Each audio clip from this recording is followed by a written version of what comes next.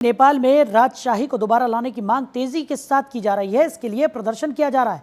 इस वजह से हिंसा भड़क गई है, जिसमें एक व्यक्ति की मौत हो गई और कई लोग घायल हो गए। बढ़ते तनाव के बीच गृह मंत्रालय ने स्थिति को संभालने के लिए सुरक्षा प्रमुखों के साथ आपात बैठक बुलाई है। काठमांडू के कई इलाकों में राजशाही समर्थक और सुरक्षा बलों के बीच हिंसक झड़पें हुई। प्रदर्शनकारियों ने पुलिस बैरिकेड्स तोड़ने की कोशिश की, जिसके जवाब में सुरक्षा बलों ने आंसू गैस का इस्तेमाल किया। इस दौरान एक क्रोशियल कॉम्प्लेक्स शॉपिंग मॉल, एक राजनीतिक दल का मुख्यालय और एक मीडिया हाउस की इमारत में आग लगा दी गई, जिससे 12 से अधिक पुलिसकर्मी घायल हो गए। इस बढ़ते प्रदर्शन और हिंसा के चलते प्रधानमंत्री केपी शर्मा ओली ने आपात कैबिनेट बैठक बुलाई है। बैठक का मुख्य उद्देश्य काठमांडू में हो रही हिंसा और आगजनी की घटनाओं पर चर्चा करना है। सरकार पूर्व राजा ज्ञानेंद्र शाह को इस हिंसा के लिए जिम्मेदार ठहराने और उनकी गिरफ्तार विचार भी कर रही है। खबर पर ज्यादा जानकारी के साथ हमारे सहयोगी संजय जायसवाल हमारे साथ जुड़ गए। संजय, जिस तरीके की स्थिति काठमांडू में बनती हुई नजर आ रही है, कैबिनेट की आपातकाल बैठक भी यहां पर बुलाई गई है, क्या कुछ जानकारी? अगर पड़ोसी राष्ट्र नेपाल की बात करें तो नेपाल में अभी लोकतंत्र जारी है और केपी शर्मा ओली की फिलहाल सरकार है। आपको बता दें, नेपाल में प्रधानमंत्री केपी शर्मा ओली हैं और अगर नेपाल के आम जनता की बात करें तो नेपाल की जनता का साफ मानना है कि जब से केपी शर्मा ओली की सरकार नेपाल में बनी है तब से कहीं न कहीं भ्रष्टाचार चरम पर है, बेरोजगारी चरम पर है। नेपाल के युवाओं को दूसरे देशों में कार्य करने जाना पड़ रहा। पर्यटन को लेकर भी नेपाल में स्थिति काफी दयनीय है। तो ऐसे में अब लगातार जो नेपाल के हिंदू धर्म से जुड़े हुए लोग हैं, जो नेपाल की आम जनता है, उनका साफ अब ये मानना है कि नेपाल को एक बार फिर से राजशाही का दर्जा प्राप्त हो, साथ ही साथ नेपाल को हिंदू राष्ट्र घोषित किया जाए। इसको लेकर बीते शुक्रवार यानी कल नेपाल के काठमांडू से लेकर तमाम जगहों पर बड़ा शक्ति प्रदर्शन देखने को मिला है।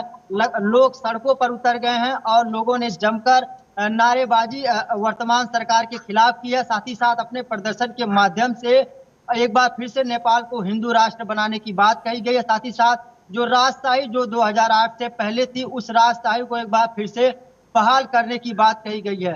तो जिस तरह से बीते शुक्रवार को नेपाल में जो बड़ा शक्ति प्रदर्शन देखने को मिला, उससे कहीं न कहीं नेपाल सरकार ने सेना सड़कों पर उतार दिया है। फिलहाल काठमांडू से लेकर तमाम जगहों पर नेपाल सरकार के द्वारा सेना को सड़कों पर उतारा गया। अब सेना जो है वह नेपाल में शांति व्यवस्था बनाए रखने के लिए लगातार सर्च ऑपरेशन चला रही है, लगातार मुस्तैद है। काठमांडू की बात करें तो काठमांडू में फिलहाल कर्फ्यू जैसे हालात हैं और लगातार लोगों के साथ समझाइश की जा रही है, लोगों को बताया जा रहा है। लेकिन उसके बाद भी लगातार जो लोगों का प्रदर्शन है वो कहीं ना कहीं देखने को मिल रहा है, क्योंकि केपी शर्मा ओली की सरकार तो ऐसे में हालात बद से बदतर ना होने पाए, उसको लेके अब सरकार ने सेना उतारा है। अब सेना फिलहाल मोर्चा संभाल रही है। तो कह सकते हैं नेपाल में अभी हालात बहुत ही दयनीय है और लगातार सरकार के द्वारा शांति व्यवस्था कायम रखने के लिए जो तमाम पहल है वह फिलहाल की जा रही है।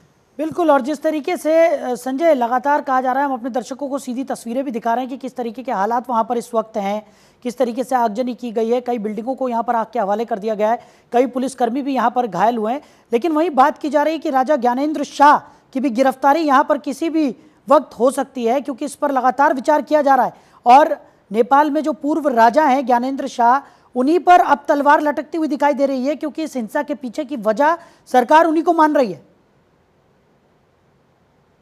पूरे घटना के पीछे की बात की जाए, जो एक्सपर्ट का जो जानकारों का मानना है कि नेपाल में 2008 से पहले जब राजशाही हुआ करता था और जब राजशाही की स्थापना यानी 25 दिसंबर 1768 में गोरखा राजा पृथ्वी नारायण शाह ने जब राजशाही की स्थापना की थी, तब से लेकर 2008 तक नेपाल में राजशाही कायम था। और नेपाल की जनता का मानना था कि जब नेपाल में राजशाही था तो नेपाल में सुख समृद्धि थी, पर्यटन को बढ़ावा मिल रहा था, नेपाल की जनता खुश थी, खुशहाल थी, लोगों को रोजगार मिल रहे थे।